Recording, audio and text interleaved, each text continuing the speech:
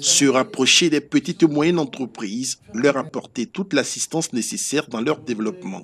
C'est la raison de ce maillage territorial opéré par la Fédération ivoirienne des petites et moyennes entreprises, FIPME. Dans la pratique, il a fallu d'abord désigner des représentants. Ces représentants vont mettre sur place une équipe en place et ils auront bien sûr pour rôle dans la zone de représentation d'identifier les problèmes que rencontrent nos PME. D'abord d'identifier nos PME, de les connaître, de voir les problèmes qu'elles rencontrent et de l'autre côté de voir comment nous pouvons les accompagner. Ces 40 représentants nationaux seront repartis dans toutes les régions et chefs-lieux de département sur toute l'étendue du territoire. Nous avons en place une commission qui est chargée, une commission de base. Et c'est eux, avec les directeurs exécutifs, qui sont chargés de définir des critères précis que doivent remplir les personnes qui vont choisir. Ça fait l'objet de nombreux débats, de nombreux échanges, parce que nous voulons en face avoir des personnes efficaces, véritablement représentatives, pour que les objectifs recherchés soient atteints. Le ministre-gouverneur Augustin Thiam s'est réjoui d'une telle initiative qui offre la chance aux entrepreneurs des villes de l'intérieur du pays de ne pas se sentir délaissés. Cette importante initiative qui appelle l'implication de toutes et de tous et de chacun d'entre nous à différents niveaux. En effet, le district autonome de Yamoussoukro inscrit en point majeur un accompagnement des associations féminines et de jeunesse par l'octroi de subventions annuelles ainsi que par la formation et l'installation de plusieurs jeunes dans différents domaines d'activité. Cette action de représentation nationale s'inscrit dans un vaste programme de proximité, initié depuis quelques mois par les instances dirigeantes de la FIPME.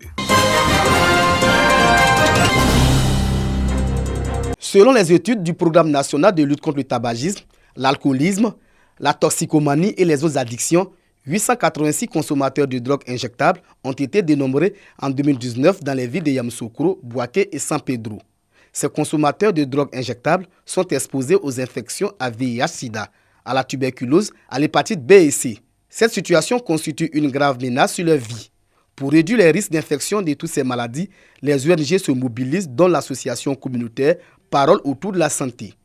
La structure, en partenariat avec le PNLTA, a initié un atelier de formation au profit des professionnels de la santé et des forces de sécurité sur la réduction des risques auprès des consommateurs de drogue à Bouaké. Nous voulons amener les responsables et les professionnels de santé à prendre en charge l'usager de drogue et à répondre à ses besoins sur le plan sanitaire. Aujourd'hui, les partenaires et même l'État impliquent l'usager de drogue dans sa prise en charge. Et nous avons l'alliance thérapeutique avec l'usager de drogue et aujourd'hui la communauté fait beaucoup. Une action salvatrice pour les participants. On demande à tous ces organisateurs-là s'ils peuvent multiplier ces genres d'activités pour que la population sache que vraiment il y a un besoin à chercher à intégrer ces personnes qui ont perdu le repère. Quand on les voit, on les marginalise, on a un peu peur d'eux, mais avec cet atelier, on voit qu'on peut les aider, on peut aussi les sauver face aux risques tels que le VIH. L'activité s'inscrit dans le cadre du projet Action de réinsertion et de plaidoyer pour le respect des droits humains des personnes consommatrices de drogue au Mali et en Côte d'Ivoire. Le projet est financé par OSIWA, Open Society Initiative for West Africa, et bénéficie de la collaboration des ONG Anda Santé et Médecins du Monde.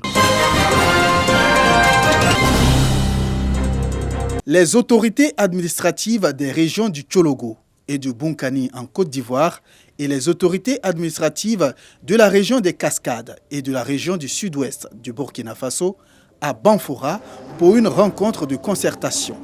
3 jours de réflexion au cours desquels les administrateurs élaborent un plan d'action pour traiter les questions liées à la situation sécuritaire, à la cohabitation pacifique et au développement des espaces frontaliers. Cette rencontre est arrivée à point nommé dans la mesure où cela va faciliter la fluidité de la circulation des informations entre les deux États et notamment entre les forces de défense et de sécurité. Cette rencontre est une initiative de la Commission nationale des frontières de la Côte d'Ivoire et celle du Burkina Faso en collaboration avec la coopération allemande à travers la GIZ. Nous avons fait le point des problèmes que les chefs de circonscription administrative rencontrent dans leur circonscription au niveau de la gestion de leurs espaces frontaliers.